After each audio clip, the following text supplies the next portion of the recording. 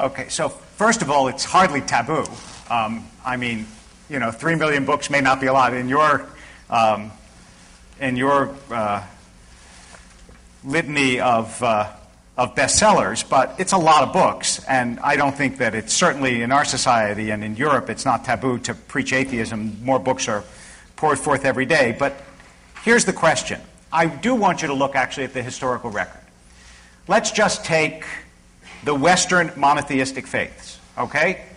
Before they existed, think about the world. Forget the pre-state world, where cultural anthropologists tell us that about 1 in every 4 men died of violent death.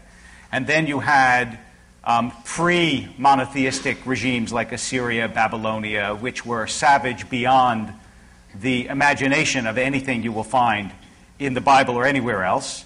And then, all of a sudden, when it became possible for there to be a regime without a religion, and you know when that became possible, right? That became possible in the French Revolution. That was when it first became possible to not have a religion. Now, is it just an extraordinary coincidence that genocide started to enter the modern world, first with the bloodbath that followed the French Revolution, then with the Napoleonic Wars, that the worst war that ever happened in this country, the Civil War, was not a religious war, that when you had regimes, whatever you want to call them, that explicitly rejected religion, you had Stalin, Mao, Pol Pot, I mean, I could go on and on and on. It just seems to me an extraordinary coincidence, far beyond the possibility of believing, to say that, no, what was wrong with all these regimes is that they didn't think like Sam Harris. Because it's true, they didn't think like Sam Harris. But the values that you take with skeptical inquiry are values that, in fact, were taken from the religious regimes that you find unpalatable and that were rejected by all these regimes that were genocidal, including, of course, the worst from the point of view of any single country, which was Hitler, Mao, and Stalin. Okay, there are a few claims there that we have to shelve. One is this idea that you just claim that I got my morality from a religious tradition. Ask yourself, when you pick up the Bible or the Hebrew Bible or any holy book and find ethical wisdom in there, what is that process like? I mean, you pick up Leviticus or Deuteronomy, and you find that if a woman is not a virgin on her wedding night, you're supposed to stone her to death on her father's doorstep. Okay, presumably you choose to reject that pearl of ancient wisdom. And then you find another line, I think this is also in Leviticus, love your neighbor as yourself. Or the golden rule, as preached in the New Testament. And this resonates with you as a good operating premise to generate further moral intuitions. If nothing else, it's a good ideal to live toward. Now, that process, the guarantor of your morality in that case is not the book. It's in your brain. And this kind of truth testing is something that we bring to religion. Now, religion does a lot of work on people, and you can get good people to believe some very terrible things in the name of God, and this is what worries me about religion.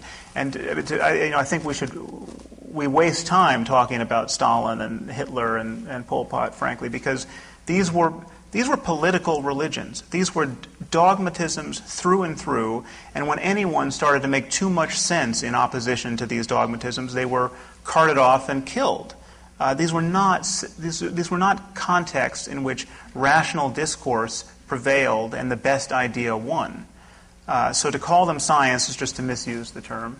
And it's, I mean, in the case of Hitler, it's just a total non sequitur, because Hitler never really repudiated Jesus, and he used Jesus in his speech, and he was facilitated by 1,000 years of religious fulminating against the Jews in the name of Christianity. I mean, religion is implicated, certainly, in the Holocaust. So it's not, I think, a conversation worth having. I'm sorry, I brought a quote. This is from Viktor Frankl, who is a survivor and a therapist. This book, The Doctor and the Soul. The gas chambers of Auschwitz were the ultimate consequence of a theory that man is nothing but the product of heredity and environment. or as the Nazis like to say, of blood and soil. I'm absolutely convinced that the gas chambers of Auschwitz, Treblinka, and Majdanek were ultimately prepared not in some ministry or other in Berlin, but rather at the desks and in lecture halls of nihilistic scientists and philosophers. Okay, well that is an opinion that I think we can all reject on its face. Really? Clearly. Do you really think you think Auschwitz is the result absolutely. of thinking I think too that the clearly about the rejection, physical yes, world? the rejection of transcendence and the idea that human beings are all heredity and environment and breeding and eugenics and social Darwinism was absolutely a much greater contributor than the hatred of Jews? Than the rejected Christianity. Well, it wasn't just the destruction of the Jewish people. It was, don't forget, World War II, right? This was much wider than the hatred of one people. But yes, why was it focused on the Jews? In part because the explanation that Hitler gave wasn't theological. The explanation that he gave was racial. Had it been theological, I would say yes, theological.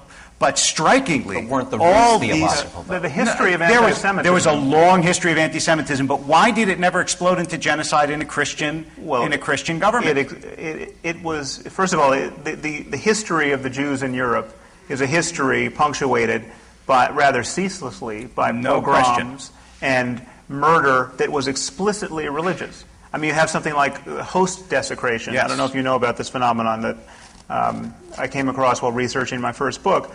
The communion host is thought to be, once blessed, is thought to actually physically be the body of Jesus. And therefore, if it's mistreated, this is, you can literally, in torturing a cracker, you are torturing the body of Jesus. There are accounts of whole villages purged of Jews who were accused of having mistreated crackers.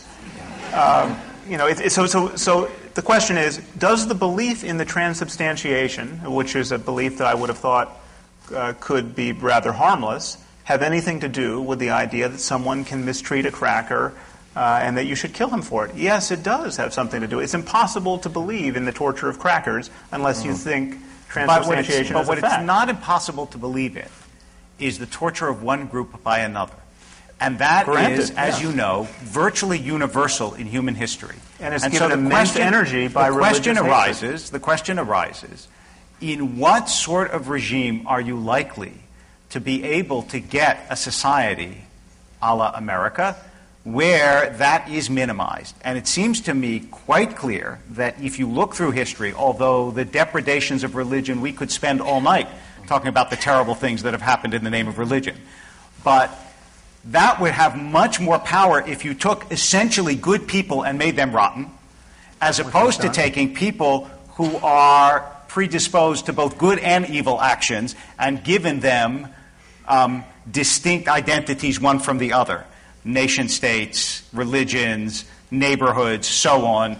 And what you get, almost inevitably, is the action of one group against the other. And in fact, the only transcendent idea that I can think of that really does tie one person to another is God. Which is why, when you actually filter that book through a person, as opposed to, say, just opening Deuteronomy, which no tradition that I know of suggests is a way to learn morality, but when you filter it through a person, you get someone like Isaiah, who criticizes Jews on the basis of the Bible that he knows far better than we, or Hillel, who, when he's asked to summarize an entire tradition, knowing it intimately and intricately, doesn't say, go persecute someone. He says, what's hateful to you, don't do to someone else.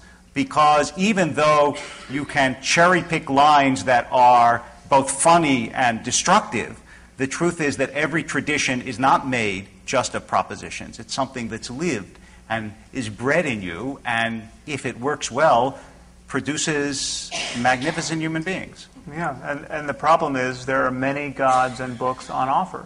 Yes. And they make incompatible claims about how we should live in this world. That's again, the hope, I mean, you're proffering a hope for humanity, which is the right religion most of the time. I don't know how this is going to interact well with the spread of destructive technology. I don't know how we're going to get to a future where Muslims believing in martyrdom and Christians believing in the rapture will be a good recipe for good neighbors. I think that is a kind of a reductio ad absurdum of this more religion argument. Again, I reject the analogy to the most repressive totalitarianisms of the 21st century. I'm simply arguing that we need to cease to reward people for pretending to know things they do not know. And the only area of discourse where we do this is on the subject of God. Let me ask you.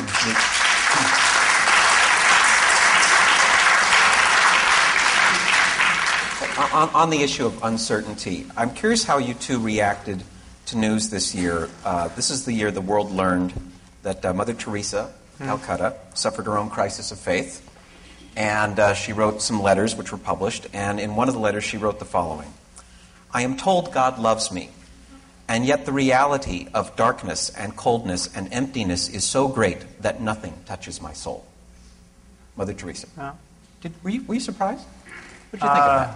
Well, there was a certain gratification that spread in the atheist community. Ill-concealed. Yeah. I mean, the one thing I would say about that is that the other thing that Mother Teresa's letters articulate is the process she went through of confessing her doubts to her superiors. And at one point it was recommended that she view all of this as a sign that she was sharing Jesus' suffering on the cross. Now, this is kind of a brilliant moment of hermetically sealing a worldview. And so when I wrote about this, I said, ask yourself, when even the doubts of experts are used to confirm a doctrine, how could it possibly be disproved? And this is you see this all the time in religion. You do. And this is precisely what you don't see in science.